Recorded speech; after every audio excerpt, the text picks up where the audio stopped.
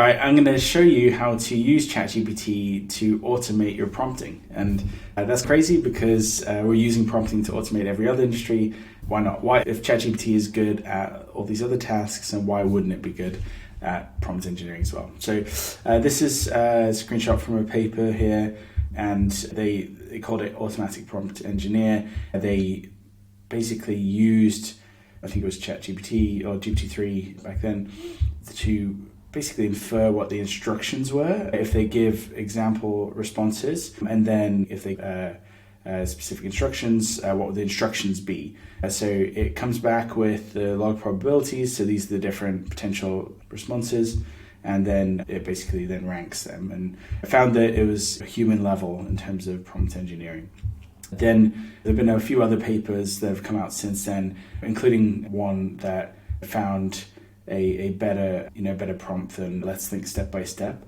It does pretty well there in terms of accuracy. And then there's a few other ones as well. If you remember, there was going around the internet this whole take a deep breath and then think step by step prompt that people were sharing. That was also using an automatic prompt engineer option. So anyway, this is pretty interesting. I think in some cases it might work better than humans at prompt engineering. What I found is, at the very least, it's very good at getting you up to above average prompt straight away without you having to think very much.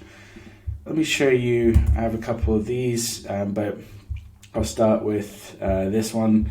I put this together based on a lot of testing, but what I found was useful in the system prompt is to actually tell it you're an expert in prompt engineering.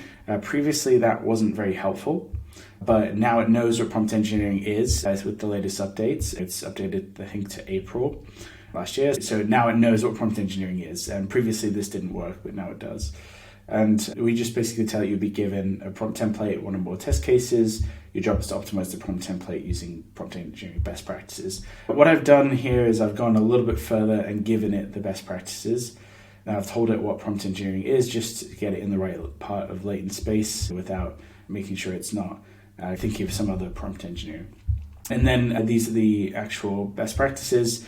And these are ones that I came up with as part of my book that I'm writing for O'Reilly Media. So these are the first three principles. I found that they're quite useful. And then the other thing you have to put in here is the standard stuff like respond only with your optimized prompt and nothing else. Don't cheat by including test cases in the prompt, that sort of thing. The place I got this, or at least the basics of this without the principles, is there's a tool called Prompts Royale.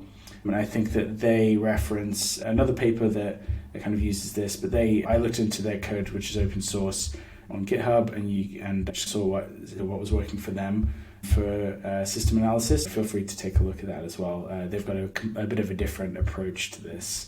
Anyways, what I found is if I put in the prompt template, and what's different with mine as well is I put these actual variables in here, which is, I think, really helpful for me at least. And the way this would work is if I want a list of product names for this product, then and then these are some examples. What I found with the test cases is that you couldn't put them in JSON very easily. You had to put it in more in a YAML format or Markdown format. Here we have the product description variable in the template, and we were just trying to give kind of example values. So here I've put a shoe that can fit any foot size, and then the response would be these. And I've just given, this is one shot, so I've just given it one example. But then the other thing that I found worked really well was adding these criteria evaluation. You can put whatever evaluation criteria you want in here. It actually handles multiple if you want, but I've just used the default, which is the submission helpful, insightful, and appropriate. That I got from LangChain. That's the default evaluation criteria at LangChain when using their evals. I also reminded that prompt engineering practices, best practices should be used. And then I found it's very helpful to include in here any variables. And you could build this programmatically. I have this for one of my libraries I use for testing locally, where it just automatically builds this prompt up for me and adds them based on anything that's in curly brackets here. Cool, so respond only with your optimized prompt template. I'm just going to hit submit. I found it only really works with GPT-4 and only works quite well with temperature of 1. Temperature higher than that, it starts to get a bit crazy. Temperature lower, it tends to get a bit boring. That's usually what works for me. Here we go. It's pretty smart because you see here, Imagine you're head of a creative marketing team, tasked with coming up with catchy and appealing names for a product. The product is blank. You're looking for unique and innovative names akin to how brand names like Google, Nike, or Tesla stand in their respective industries. So it's used some examples here, and it hasn't given much structure in the prompt, but I think it's done a pretty good job. And we could take this, just going to copy this, and then we're going to set up another one. And then we're just going to put this as a pair of shoes that fit any foot size. That was the product we wanted. And then I'm just going to submit there. And it comes up with pretty good names. So there you go. It's created a prompt. Now, I didn't stop there. We have another template because I found that you don't always have like test cases, and sometimes you just want to be able to just do it just from a task specifically. This one also follows something from Prompt Royale, but you can see that it's using very similar system message, and then you still got the different best practices there. But the difference here is that we say the prompt template must take context from the user in the form of relevant input variables surrounded by curly brackets, i.e. this. And that was like the hardest part to get. Once it does that, it does a pretty good job.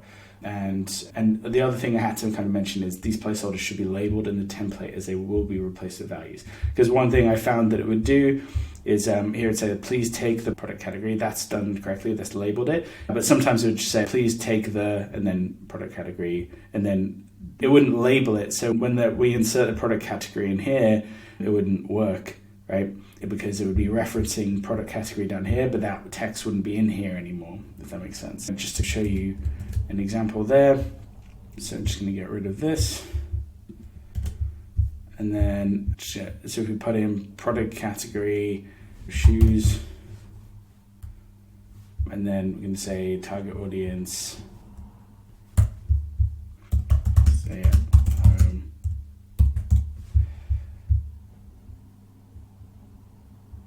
And then a distinct feature is, just say,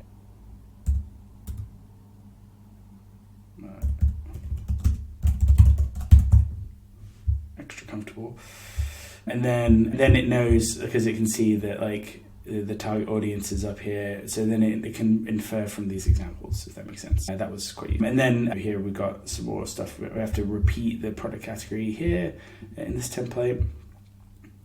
Put it in shoes, and then target audience, say at home, and then this would be cool. So see how that worked? Okay, cozy comfort homemaker. Oh god, it's called it homemaker. That's pretty terrible. But you get the idea. This was a task to generate product names. We could change whatever task we want here. This could be rewrite some text in the style of the author, and then see what template comes up with. And you can see it's using all the different principles. The really cool thing here is that it actually inserts these variables in, so it makes it a real template, and it does a pretty good job of doing that.